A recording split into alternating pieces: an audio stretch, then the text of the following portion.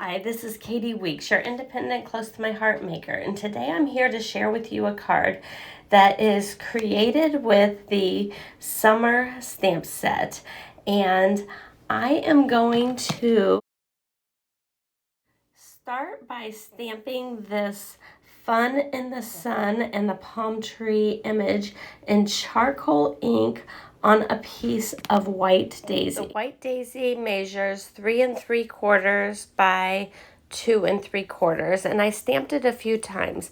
I went ahead and did this first so that the ink could have time to dry. And I'm actually going to stamp this twice. I also stamped it on a square piece that was about 3 by 3, and this one did not have to be perfectly centered. It will be for the spotlight technique where I cut a circle out with part of this image. And I did these in the Misti the mini Misti, so that I could stamp them multiple times and still have them lined up perfectly. I actually made several of these, and when I went back to stamp them, I put a little piece of paper along the edge so I could keep them all lined up. Now I am stamping these leaves in 3 different colors of distressed oxides. I actually used the Shabby Shutters Distressed Oxide, the Salvaged Patina, and the Peacock Feathers. So what I did was I would stamp it in the Salvaged Patina, I believe, and then I'd take the other 2 and use my blending tools, and I would add the ink. Next, I'm going in with my blending tool, those brushes that are so great, the blending brushes, and I'm adding some ink to that sun area. I added honey butter, and I made sure I had a scrap piece of paper to get some of that ink off before I started. And then I went in with just a little bit of melon. Next, I am coloring up just the palm tree, and I'm using the muted brown blend on the trunk of the tree. Then I'm also using the citrus green blend and just a little bit of the Aqua blue blend. I did cut this out with my circle thin cuts. It was, I think, the next to the largest circle. It was around 2.5 inches across. And I will use this, and it's called a spotlight technique, when part of the image is colored in and has kind of a spotlight on it, like it's the star of the show. And so the background will just be the plain image where the palm trees are not colored in. Oh yeah, and I colored a little bit of that grass too.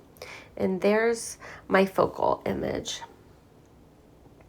Next, I'm folding my card. Remember, the bump needs to be up. That mountain fold needs to be up when you fold in your card, because that's what stretches the fibers so that you don't get a crack along the edges of your card when you fold over those card bases. And then I'm going to add several layers. The first layer I'm adding is just a little piece of scrap that was 4 inches by looks like 3/4 of an inch. That was just a little extra scrap piece, so I thought I'd use it as a decorative element inside the card. And then I'm going to add this panel with the palm leaves from the Cape Cod collection. It's 5 1/4 by 4, and I'm adding that to the front. The next layer that I'm adding is going to be a piece of vellum, and this piece of vellum is approximately 4 3/4 by 3 1/2. And what I did was I scored it on my trimmer, and then I kind of tore along the seam, and that gave me the perfect torn edge, kind of not so perfect torn edge. Next is a piece of Melon, which measures 4 by 3 inches, 4 by 3. And then I'm going to layer on that first stamp image, and I'm putting it right in the center.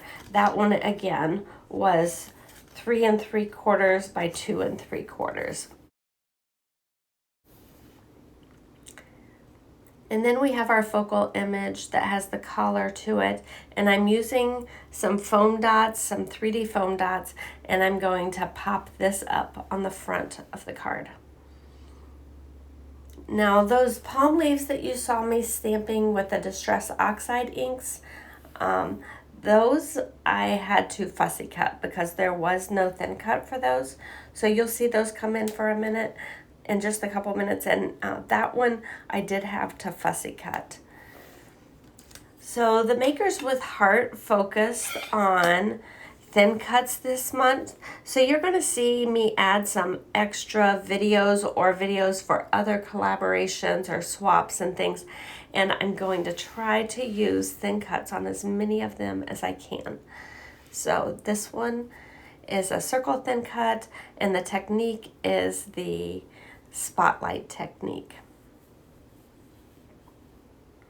I thought you would also enjoy the shading and how I did that for the sun as well.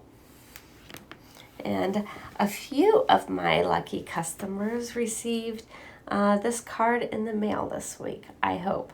I sent it out early in the week, and I didn't want to post this video too early because I didn't want to spoil the surprise. Okay, next I used a gold glitter gem. Now, we don't have the gold glitter gems. We're not going to continue to carry them next year, but we still have the silver, and you can color that with a silver glitter gem with a TriBlend marker and get the same effect as the gold glitter gem. So just know that that is a possibility. Okay, here I am with those Distressed Oxide leaves that I stamped and then added color with my blending foam pieces, and I am going to tuck 2 of them behind the layer, the stamped layer on the card, and then I'm going to pop 1 of them up on the front of the card as well. Sorry you see my ceiling fan up there. It was an incredibly hot day. And there's my gold glitter gem. I think it really makes it obvious that this is the sun, and it adds just a little bit of something to the front of the card. And I was telling you about coloring those silver glitter gems. I'm going to bring in and show you that marker real quick that you can use. I believe it is the gold yellow blend that you can color those silver glitter gems with, and it will make it look like the gold glitter gems. So just remember that going forward. When you can't get the gold glitter gems, you can make the gold glitter gems. Okay, so here's my card, and I think I need to add a little something to the inside of the card. So I'm going to come back in with that honey butter stamp pad, and I'm going to take the sun and I'm going to stamp that up in the top right corner. And I still want it to have kind of that soft glow like you saw on the sun in the front of the card. So I'm just going to come in, stamp off some of the melon, and just put a little glow around that as well. And here you go. I think I'm finished with my card. And the front and the inside are all finished, but I think there's one more thing I want to add to it. Let's add one of those smaller gold glitter gems to the sun on the inside too. That should finish it off nicely. And there's my Fun in the Sun card. If you have enjoyed watching this process and learning some of my tips and tricks, I hope you can give me a thumbs up and consider subscribing to my channel. If you are a return subscriber, thank you so much. Make sure you have rang the bell and turned on all the notifications so you know when I upload a crafty video. Feel free to leave a sweet comment and share this video with your crafty friends. Have a nice day.